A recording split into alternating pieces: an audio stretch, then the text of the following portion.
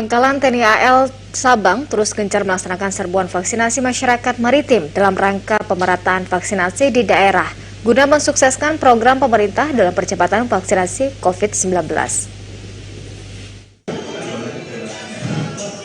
Komandan Lanal Sabang Kolonel Laut P.Ardi Sunaryo menyampaikan bahwa program ini merupakan bentuk nyata Lanal Sabang untuk mendukung pemerintah dalam upaya percepatan, pencegahan, dan penanggulangan penyebaran COVID-19 serta meningkatkan herd immunity masyarakat maritim.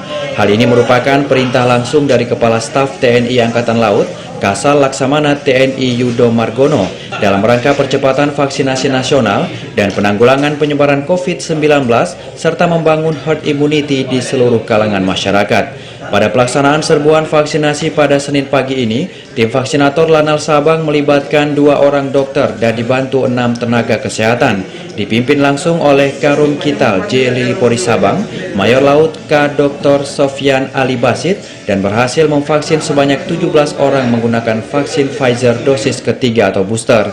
Dengan rincian, prajurit Lanal Sabang sebanyak 14 orang dan KBT sebanyak 3 orang. Kegiatan itu tetap menerapkan protokol kesehatan yang ketat dengan tetap menggunakan masker, menjaga jarak, dan mencuci tangan. Dari Sabang, Mahfud TVRI Aceh melaporkan.